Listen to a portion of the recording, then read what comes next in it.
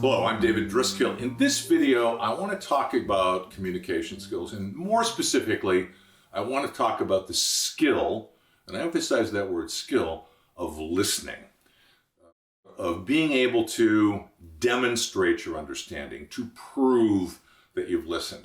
Before I get into that skill, I want to briefly and interestingly describe a set of behaviors that are very common, a set of phrases really that are very common that you, the viewer, have probably used repeatedly in the past 24 hours, and I'm going to recommend that you stop it. That there's a set of phrases that I would recommend that you generally avoid or always avoid in some instances. Here they are. So I'm going to start with the don'ts. Stop saying, "I understand.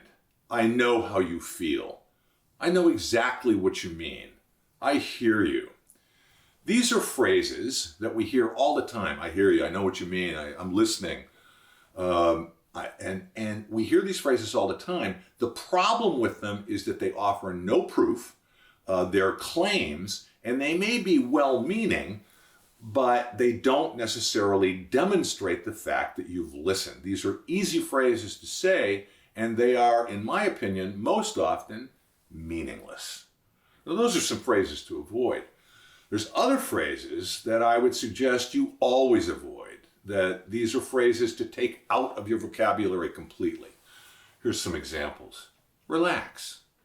Calm down. Don't feel that way. You shouldn't feel that way.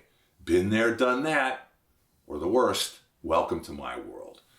These are phrases which not only do they not communicate any level of understanding or empathy, a word I'll use later, but they're often insulting and they can escalate the situation. Think of it this way. You're in a problem situation with a customer or a colleague or your friend or your wife or your kids. And that other person is frustrated or angry, and you say relax, or you say don't feel that way. Not only are they not going to do that behavior, no one's going to, having been told to relax, sit back and say, oh geez, I never knew that was an option. If anything, it's going to escalate that feeling of frustration, irritation. Finally, and I think I can give you a proof point in this video. It's rare to be able to do that, but I want you to think about this. How many people in your life understand you? I've asked that question of thousands of people. How many people in your life listen to you and really, truly understand you?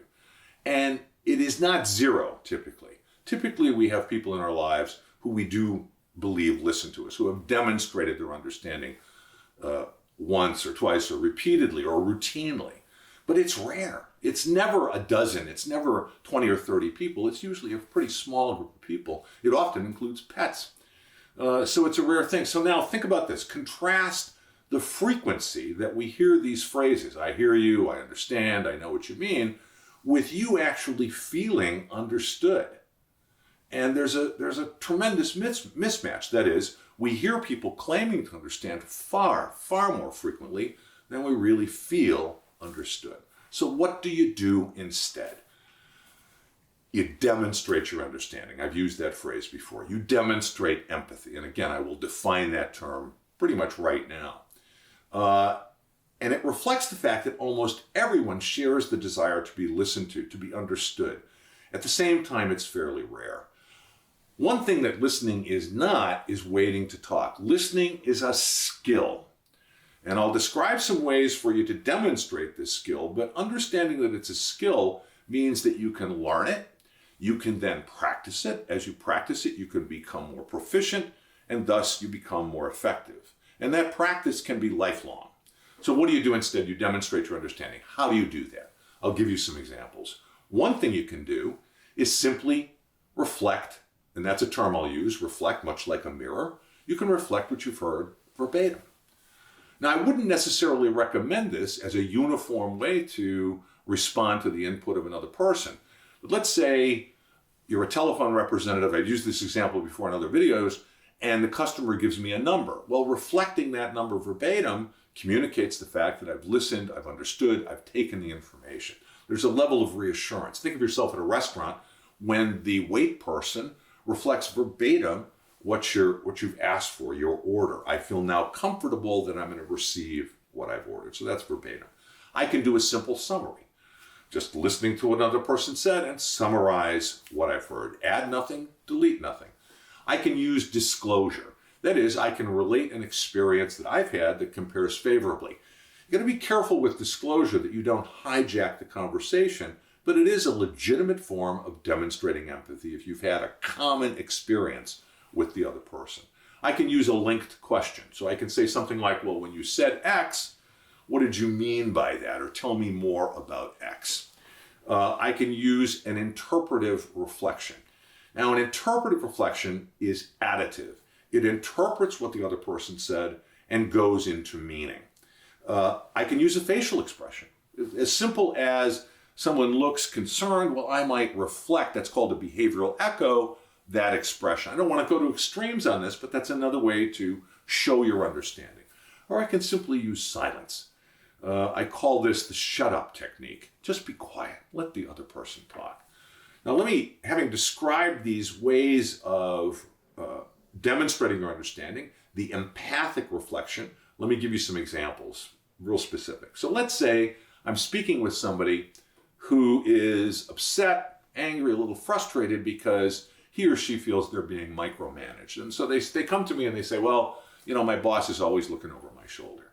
And it really is insulting and it makes me uncomfortable. And I know how to do the job. I don't need micromanagement. And you're sitting there and you might say, as many people would, I understand, or you shouldn't feel that way, or you got to go talk to your boss. They immediately go into advice. They tell you what to do. Instead, slow this down. Demonstrate that you've listened. So I might say, for example, as verbatim, so your boss micromanages you and you don't like it. Or I might summarize. I might say, your boss micromanages you and you really don't need that. You can do the job. Or I might do a linked question. I might say, well, you said you're being micromanaged. How is your boss doing that? Under what circumstances? Is it a particular time or situation, or is it through everything that you do? Or I might use an interpretive reflection. I might say something like, so you're being micromanaged and it's uncomfortable for you, and in a way it's insulting. You take a lot of pride in what you do, and being micromanaged is a bit of that manager acting disrespectfully toward you. So that's an interpretive reflection. The person may not have said that. Or I can just, again, use silence. There's other ways to show interest. I can use eye contact. I can nod appropriately as the other person is speaking. I can use a facial expression, as I said earlier, that echoes what I'm seeing. I want to, as you can see me doing right now, have a slight incline toward the other person. I want to make sure I keep my distance. So there's a lot of ways to demonstrate your understanding without claiming to understand. Instead, you can prove it, you can demonstrate it. Now look, what can you do with this content? And not only what can you do, but what can you do today? These are some exercises that I've recommended to people, and people have told me that they work. They've come back and said these are effective. So one, you might try to reflect silently. So you're in a meeting and someone's presenting, you might even make some notes. Try to reflect what you've heard. Try using it with an audiobook. This is something I've done where I'll turn the book on, I'll listen to a minute or two worth of content, I'll pause it, I'll try to reflect what I've heard, and then I'll play it back to see how much of it I captured. What this is just exercising your listening muscle.